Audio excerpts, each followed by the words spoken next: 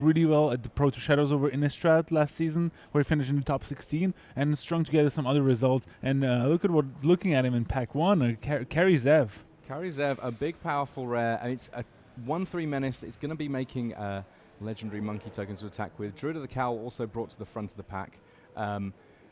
This early in the format, it's possible that Gregor hasn't really had that much chance to play with Karizev, right? Yeah, I mean it's still a good card, but I think the cards he's considering are also on a very good power level. Thopter Arrest is considered one of the best white uncommons, and it can be a pretty deep color, so that's entirely likely that he might be thinking about that, especially because he has 2 red cards in the pack, but he goes for the Karizev.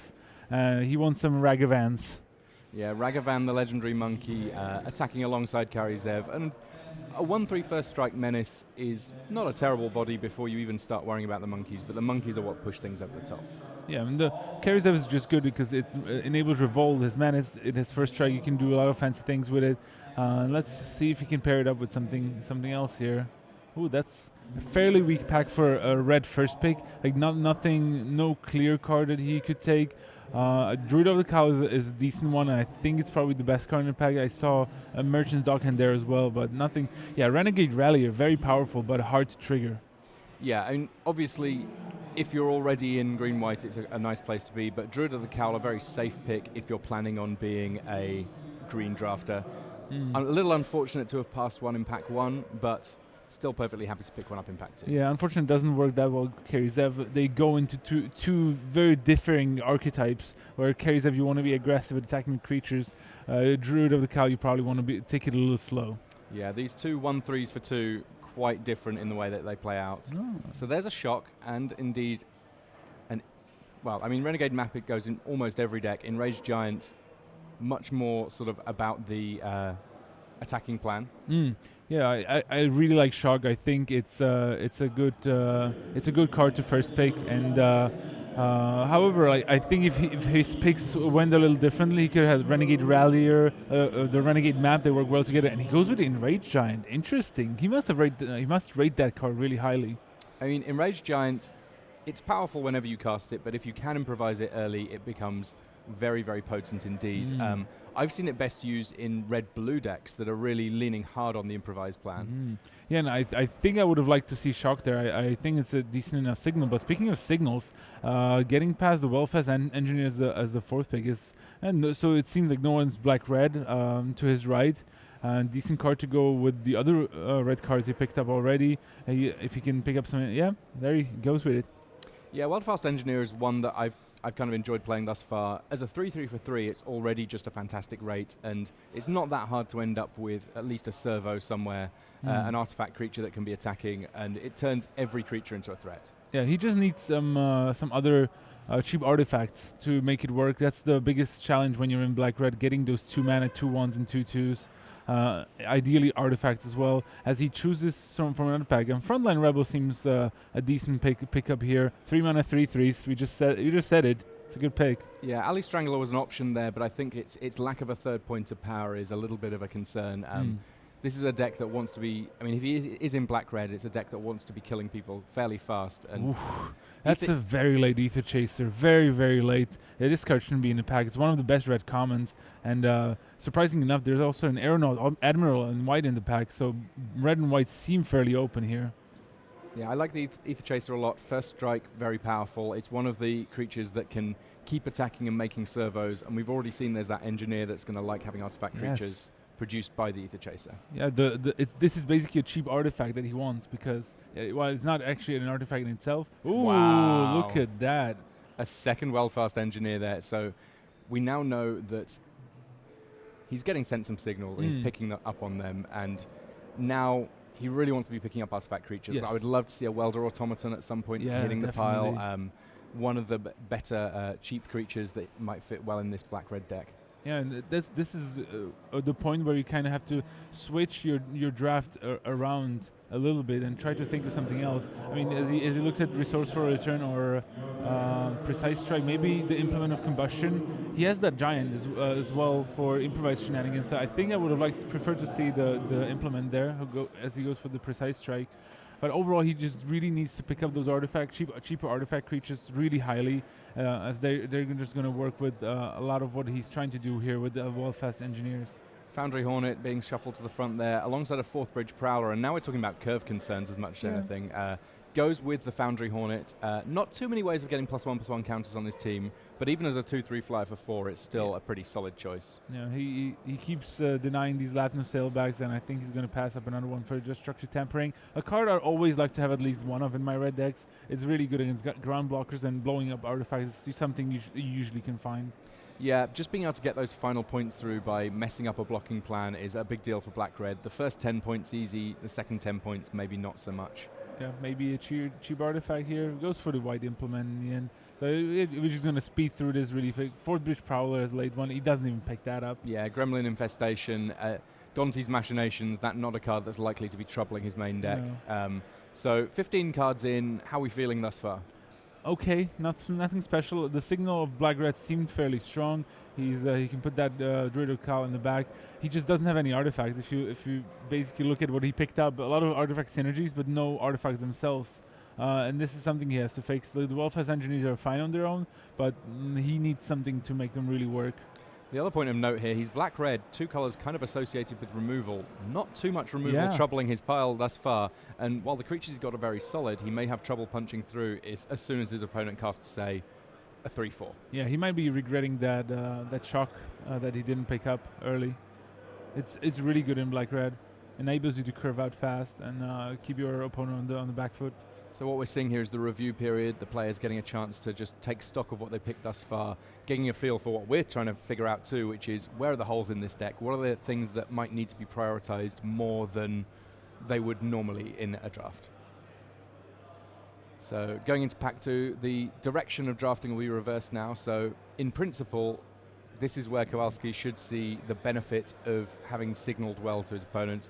A little unfortunate to see Rishkar in there, a very, very powerful card, but not one that he can reasonably move into. Sweatworks Brawler shuffled to the front of the pack here. Yeah, Rishkar is just one of the best rares in the set, I feel. Whenever you can cast him on turn 3 after playing a 2-drop, it's just insane. And even does a lot of work late game, lots of synergy with him.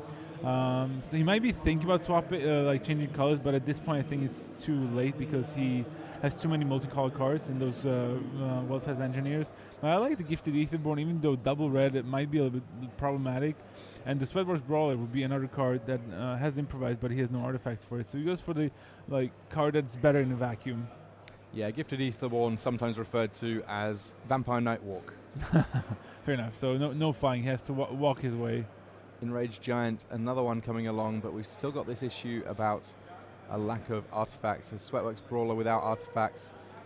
I mean, Enraged Giant on raw power level gets there, but at some point he's going to have to consider his curve here, Gregor Kowalski. Yeah, and I like the Sweatworks Brawler as well. It's a 4-mana 3/3 is not that bad, and I'm sure he can pick up a couple artifacts at least to get a turn 3 Sweatworks Brawler, which works actually pretty nice with the Ether Chaser. As you can get the servo, and yeah, there he goes for it. I like that pick from the pack. It's not all about the power level of the cards, making sure that you can cast them on time, also very important. What do we have next for Kowalski? Really want to see some artifacts that he can play here.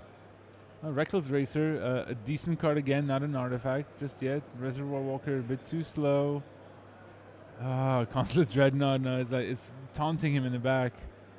It's an artifact, but it's probably not the artifact that he wants here. Reservoir Walker, really not the kind of artifact creature you're looking for. So it's coming down to Reckless Racer or another Precision Strike. Yeah, I think it's going to be the Racer, though. I think he might regret not picking up that Mobile Garrison in one of the previous packs. He didn't even consider it a playable card. And I kind of understand it's a 3-drop. It doesn't really work that well with the improvised cards. But still, it's a 3/4 beater.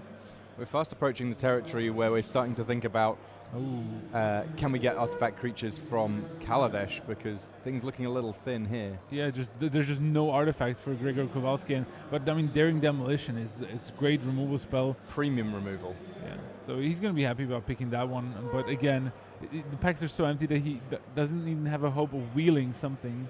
There's just no cheap artifacts at all.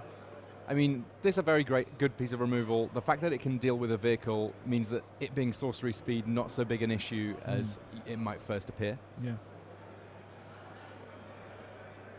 vehicle's typically good against sorceries. Scrolling through. Oh, there we go. Finally. I mean, he has to be super happy about the Welder Automaton. Not only is it a cheap artifact creature, but it's actually a good one. 2 mana, 2/1 with a good activated ability that can help you win the late game by pinging your opponent. I wouldn't be he would be happy picking up 3 more of these in the next couple of packs. I think he'd be lucky to do so, but I mean these are going to be the glue that holds his deck together if he can find them. Yeah. Oh, there you go. All right. Streak is continuing. Midnight Entourage, it is a powerful rare, but I mean, in terms of actually making his deck work at its utmost, I think it's got to be the Welder Automaton. Yeah, surely. I think so too. I mean, he's considering the Entourage, but the problem is it's another 3 power creature, and on the upper end of the curve, so I think he has to go for the Automaton. All right, back-to-back pickups for Gregor Kowalski. Can he keep this trainer rolling?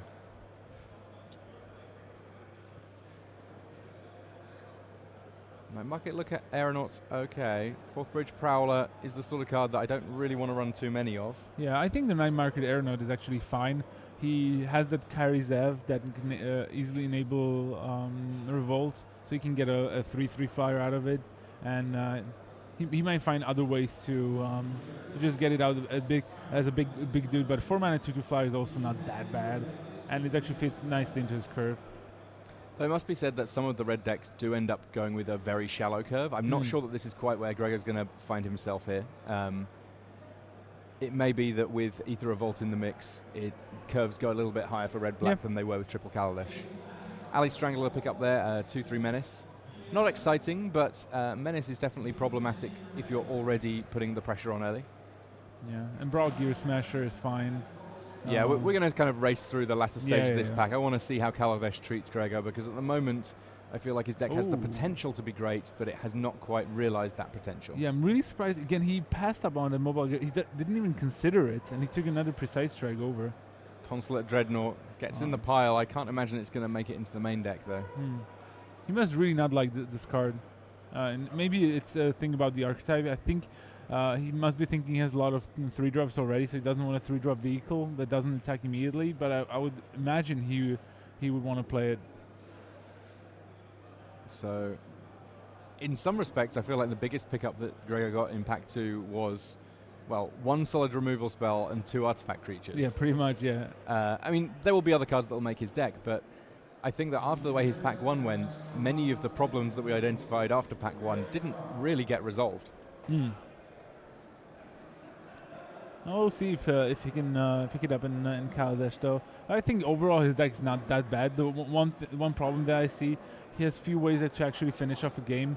I think he had a Latin sailback in there as well, and I think he might be forced to play that card just because he doesn't have much of a top end. And if you don't have a top end, you would expect a big card quality in the middle, like with enough removal spells to punch through. It doesn't even have that many of those.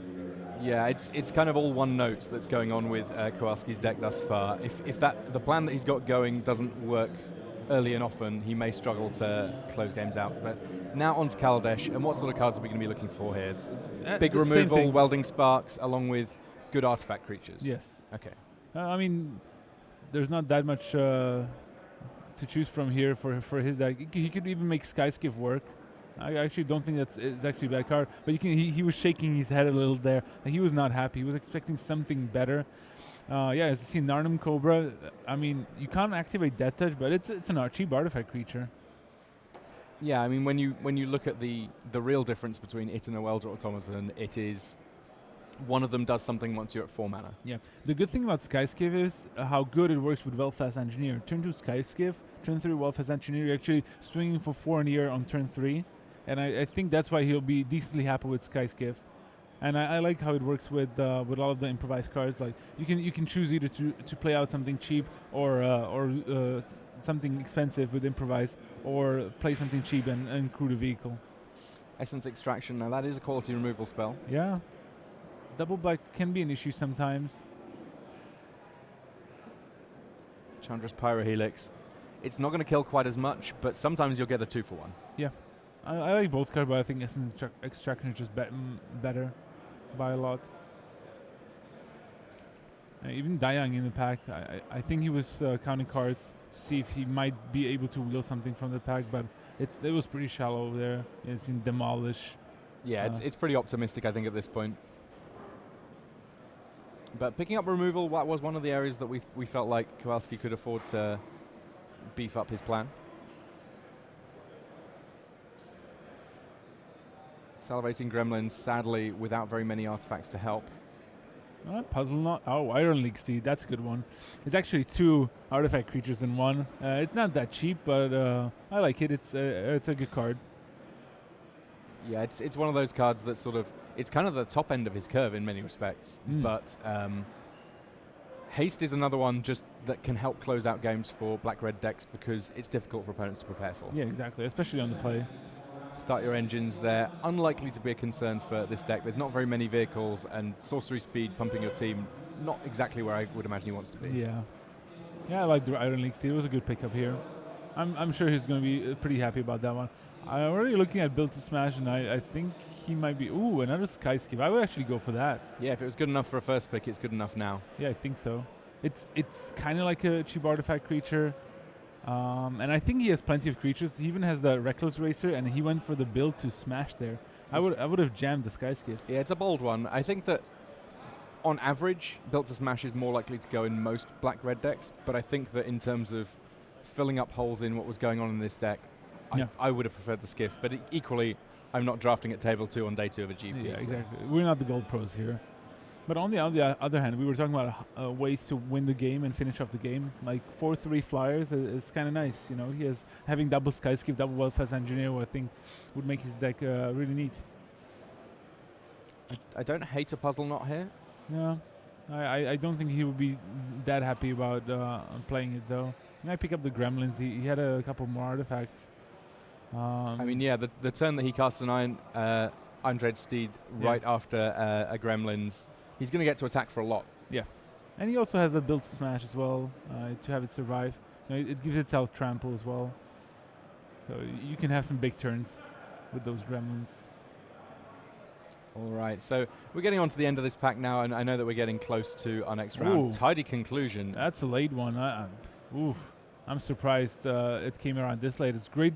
It's not cheap removal, but it is removal. And it's unconditional at instant speed. I would be over the moon about the tidy conclusion. Yeah, curve topper that does exactly what Kowalski is looking for. Not necessarily expecting to see too much more from these packs at this point if I'm Gregor. It's not as if there were too many very deep packs that he can expect to see a huge amount on the wheel. Yeah. Well, I think Fireforger's Puzzle Knot is a good sideboard pickup. Sometimes I think you'd want to board it in. I'm not sure if he's going to run the Ambitious Eater one. There's actually quite a lot of X1s in Aether Revolt that I'm pretty happy to be able to pick off here and there. And you can see it's a tough pick for him. He has a hard time deciding. He's going to go for the top end and the Ambitious Aetherborn. I can't blame him for it. It does give him another way of getting an artifact creature into play for those world-fast engineers. And Renegade Tactics there. Tempting in a way, not because it's a super powerful card on its own, but it lets him cheat a little bit on land potentially. It's 1 mana, draw a card, do something vaguely relevant. Yeah, it's going to go for Mega Ops. So that's actually a good card in some matchups, especially against white decks who have creatures with low toughness. A lot of good blue cards. Still, Windrag is still entirely playable here. Ornamental Courage as well. Just going to pick that up, take it away from his neighbors. Dubious Challenge, doing its customary laps of the table, making sure that everyone gets a good old look. Yeah, Contraband Kingpin made its way around. No one in blue-black, it seems. Another Ornamental Courage. And that kind of a useful signal for Gregor, just in terms of what he might expect at the table, knows that he doesn't really have to worry about a blue-black deck. Yeah. Picks up a Hijack. I think that's another card that might be surprisingly playable. Yeah, Hijack, one of those cards that in the right matchup, and green decks these days can have some colossal creatures, it represents a lot of damage. Yeah. But at the end of Gregor Kowalski's draft, we'll almost certainly get a chance to see him in the feature match area soon enough. Overall thoughts on how that one went, Matej? It was okay.